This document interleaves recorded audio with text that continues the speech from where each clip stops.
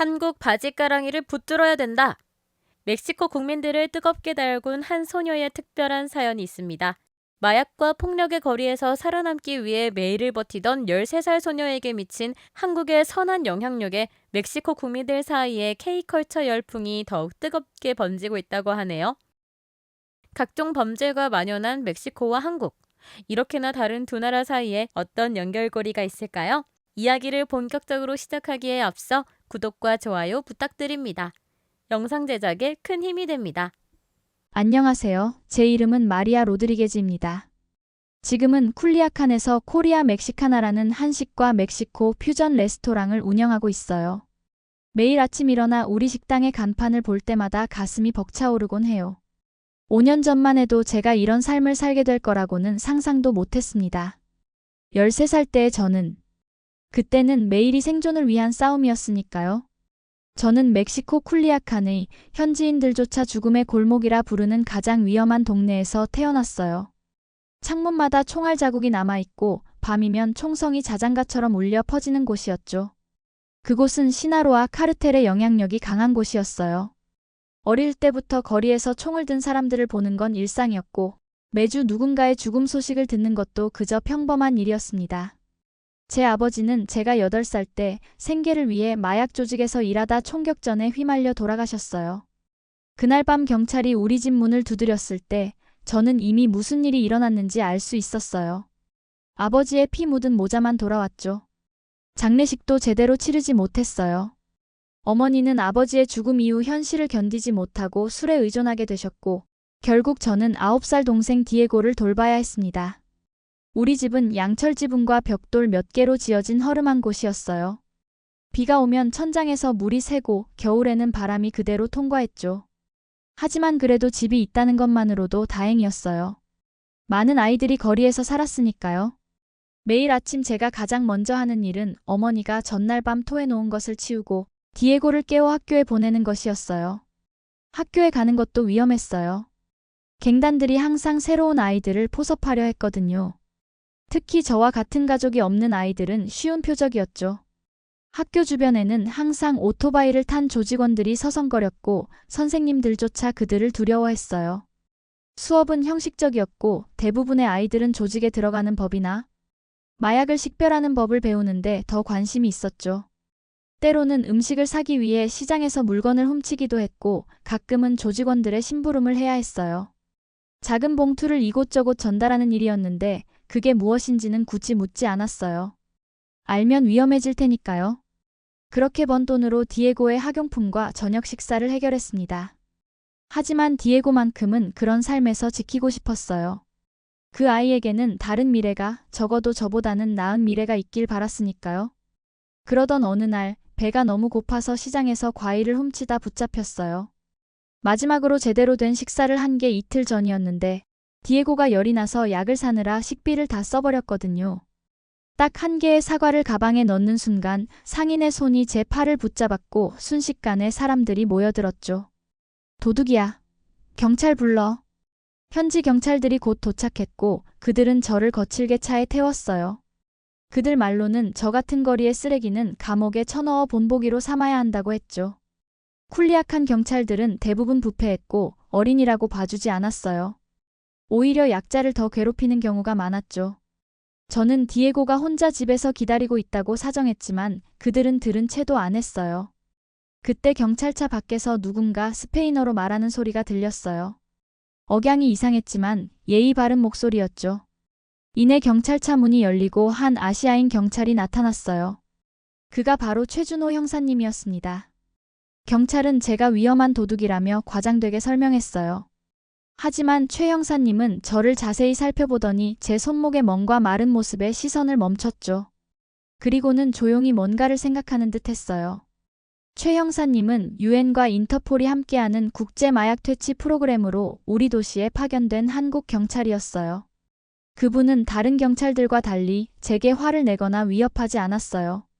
대신 조용히 제 옆에 앉아서 왜 훔쳤는지 물어봤고 제 상황을 진심으로 이해하려 했습니다.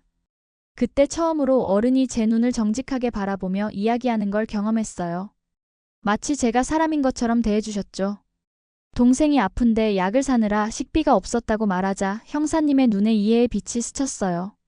형사님은 지갑에서 돈을 꺼내 과일값의 몇 배를 건넸고 상인에게 정중하게 사과했어요. 그리고 현지 경찰들을 설득해 저를 풀어주게 했죠. 형사님께선 다음에는 도움을 요청하라고 인자하게 말씀하셨어요. 훔치는 것보다 더 나은 방법이 있다고 말이죠. 그리고는 주머니에서 작은 카드를 꺼내 저에게 건넸어요. 희망의 집이라는 곳의 주소와 연락처가 적혀 있었죠. 청소년들을 위한 방과 후 보호 프로그램이라고 했어요. 따뜻한 식사와 안전한 공간, 그리고 숙제를 도와주는 곳이라고 말이에요. 그러면서 형사님은 내일 오후 3시까지 제 동생 디에고를 데리고 그곳으로 오라고 했습니다. 저는 그저 고개만 끄덕였지만 마음속으론 가지 않을 생각이었어요.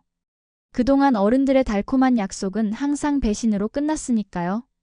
하지만 집으로 돌아가서 디에고가 열에 시달리는 모습을 보니 뭐라도 시도해봐야겠다는 생각이 들었어요. 안전한 곳, 따뜻한 식사. 그런 것들이 디에고에게는 필요했거든요. 처음에는 불신했지만 디에고를 위한 안전한 곳이 될 수 있다는 생각에 한번 가보기로 했습니다. 희망의 집은 제가 본 어떤 곳과도 달랐어요. 처음 그곳에 발을 들였을 때 화려하지는 않지만 깨끗하고 밝은 공간에 놀랐습니다. 벽에는 아이들의 그림과 함께 한국어로 쓰인 글귀들이 걸려 있었죠. 이곳은 제가 나중에 알게 된 사실이지만 한국 정부와 유엔이 협력해 만든 세계 청소년 희망 프로젝트의 일환이었답니다. 첫날, 최 형사님이 저와 디에고를 직접 맞이해 주셨어요. 그는 이곳의 역사와 목적에 대해 설명해 주셨죠. 한국도 예전에는 세계에서 가장 가난한 나라였으며 국제사회의 도움을 많이 받았다고 했어요. 1950년대 한국전쟁 이후 한국은 폐허 속에서 외국의 원조로 겨우 살아남았다고 합니다. 하지만 지금은 세계 10위권의 경제 대국이 되었고 이제는 한국이 받은 도움을 세계에 돌려줄 차례라고 생각해서 이런 프로젝트를 시작했다고 했습니다. 그 이야기를 들으며 저는 문득 생각했어요. 나라 하나가 완전히 바뀔 수 있다면 한 사람의 인생도 바뀔 수 있지 않을까? 처음에는 저는 그저 무료 급식과 안전한 쉼터라고만 생각했는데 알고 보니 한국의 교육 모델을 기반으로 한 종합 청소년 지원센터였어요. 매일 방과 후에는 학업 성취 프로그램이 있어서 한국식 스터디 그룹 방식으로 서로 도우며 공부했어요. 한국에서는 이것을 학습 두레라고 부른다더군요. 잘하는 학생이 어려워하는 학생을 도와주고 모두가 함께 성장하는 시스템이었죠.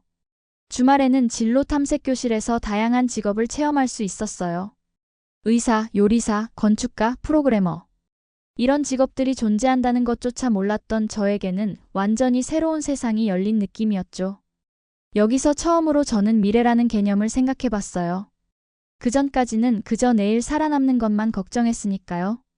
특히 인상적이었던 건 태권도 수업과 한글 교실이었어요. 매주 화요일과 목요일에는 최 형사님이 직접 태권도를 가르쳐 주셨는데 태권도는 단순한 무술이 아니라 예의와 자기 통제, 인내를 가르치는 철학이었어요. 첫 수업에서 배운 것은 발차기나 주먹질이 아니라 인사였죠. 예의는 태권도의 시작이자 끝이라고 최 형사님은 항상 말씀하셨어요. 수요일에는 한글 교실이 열렸어요. 최 형사님은 한글이 세계에서 가장 과학적으로 설계된 문자라고 자랑스럽게 설명했어요. 글자 모양이 발음기관의 모양을 본떠서 만들어졌다는 사실이 신기했죠. 훈민정음이 유네스코 세계문화유산으로 등재된 이유도 그 과학성과 창의성 때문이라고 하더라고요. 한글을 배우면서 안녕하세요, 감사합니다처럼 간단한 인사말부터 시작했어요. 한국어로 제 이름을 쓸 수 있게 되었을 때의 기쁨은 지금도 생생히 기억나요. 최 형사님이 들려준 한국의 교육 이야기는 정말 놀라웠어요. 한국이 아무것도 없는 전쟁 폐허에서 교육에 모든 것을 걸고 짧은 시간 안에 세계적인 선진국으로 발전했다는 거죠.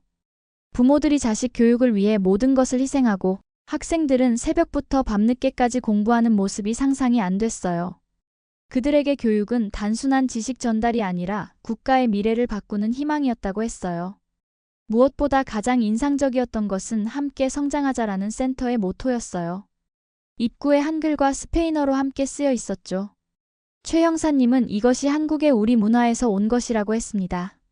한국 사람들은 개인보다 공동체를 중요하게 생각하며 어려울 때 서로 도우며 함께 성장한다는 개념이었죠. 이런 생각은 제게 완전히 새로웠어요. 우리 동네에서는 항상 너냐 나냐의 싸움이었으니까요. 살아남기 위해서는 다른 사람을 밟고 올라서야 한다고 배웠는데 여기서는 함께 손을 잡고 올라가는 법을 가르쳐 주었어요. 한 달쯤 지났을 때 센터 안에 작은 텃밭을 가꾸는 프로젝트가 시작됐어요. 우리 모두에게 작은 구역이 할당되었고 씨앗부터 채소를 키우는 법을 배웠죠. 최 형사님은 이것이 한국의 공동체 텃밭 문화를 본뜬 것이라고 했어요.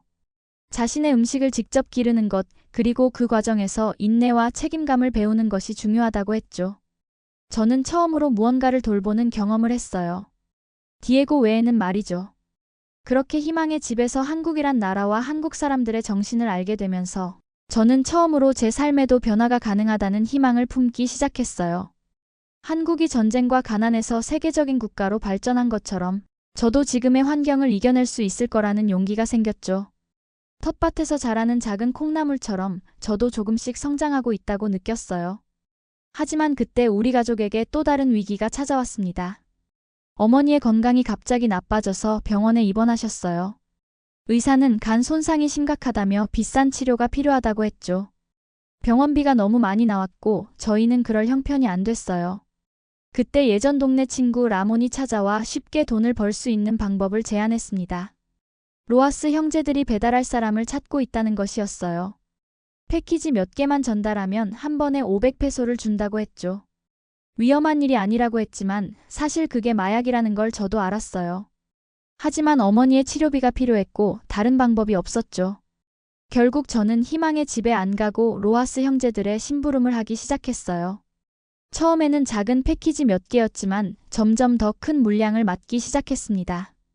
어느 날 디에고가 학교 마치고 저를 찾으러 로하스 형제들의 아지트 근처까지 왔어요. 제가 늦게 귀가하는 날이 많아지니까 걱정했던 거죠. 그런데 그때 마침 경찰 단속이 시작됐어요. 모두 도망치는 혼란 속에서 로하스의 부하 하나가 디에고를 받고 경찰에 정보를 줄 수 있는 목격자로 생각했나 봐요.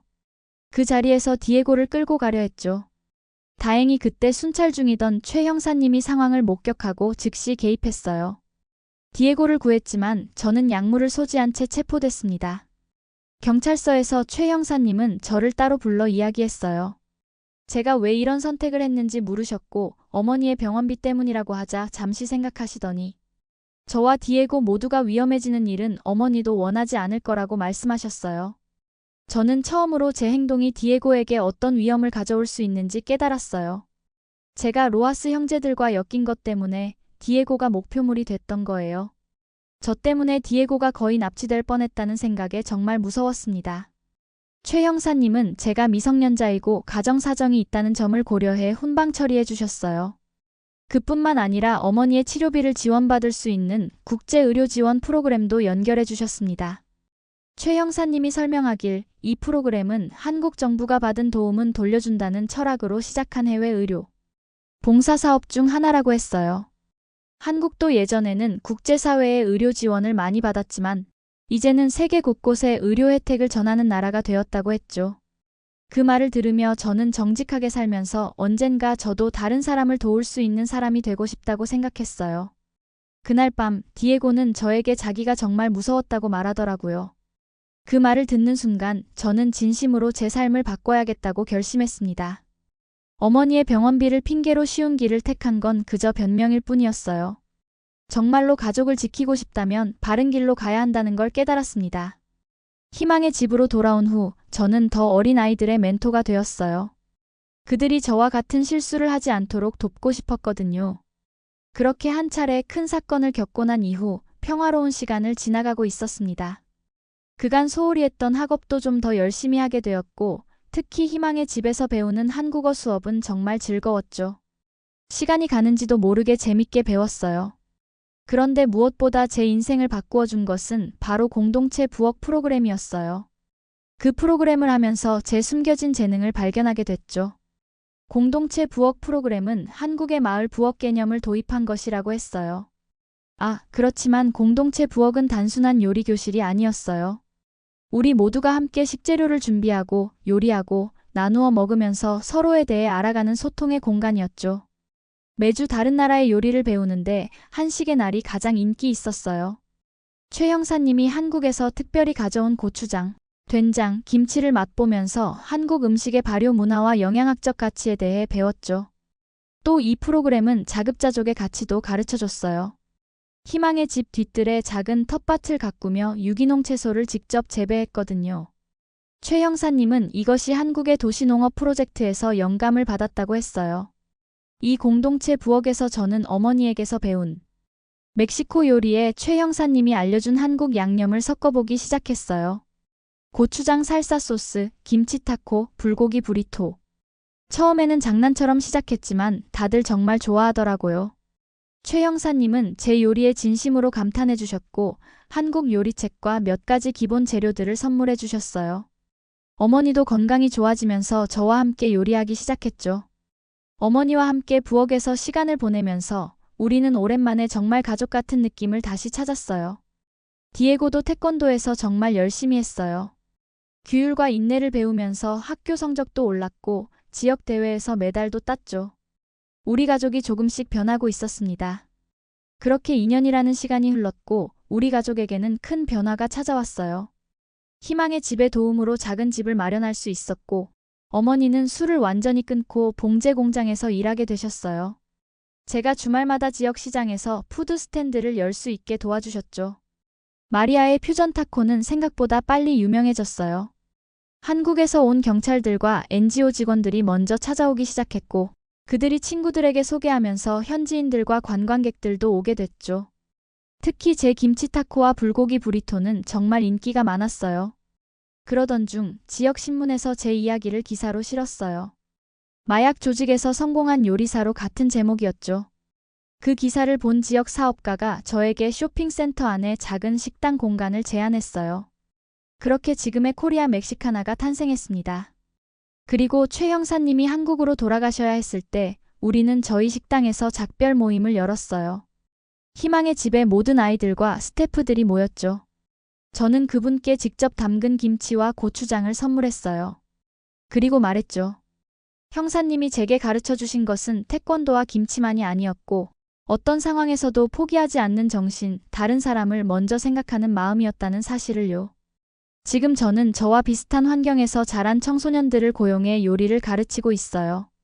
최 형사님은 한국으로 돌아가신 후에도 저희와 연락을 유지하시며 한 멕시코 청소년 멘토링 프로그램을 만드셨습니다. 이 프로그램은 한국의 성공 경험을 바탕으로 멕시코의 위기, 청소년들에게 희망의 다리를 놓아주는 국제협력 사업이에요. 이 프로그램을 통해 한국의 대학생들이 온라인으로 멕시코 청소년들과 매주 멘토링 세션을 갖고 한국의 기업들은 장학금과 직업훈련 기회를 제공한다고 해요. 특히 희망의 집 출신 청소년들 중 몇몇은 실제로 한국 대학에서 유학할 기회도 얻었죠.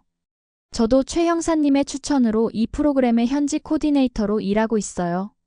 매달 한 번씩 화상으로 한국과 멕시코의 여러 센터들이 연결되어 문화교류 행사도 열리는데 제 퓨전 요리 레시피는 한국 학생들 사이에서도 인기가 많다고 하네요. 한국에서 배운 정신이 제 삶을 바꿨고 이제는 저도 다른 아이들의 삶을 바꾸려 노력하고 있습니다. 제 인생의 어둠 속에서 한 줄기 빛을 발견하게 해준 그분과 한국의 정신에 항상 감사할 거예요. 최 형사님이 제게 남겨주신 건 단순한 요리법이나 기회가 아니었어요. 그것은 혼자가 아닌 함께의 가치였고 어떤 어려움 속에서도 포기하지 않는 끈기였으며 받은 도움을 다시 나누는 나눔의 선순환이었습니다.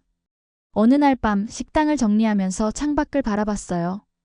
예전에는 두려움과 절망만 가득했던 거리가 이제는 가능성으로 빛나 보였죠.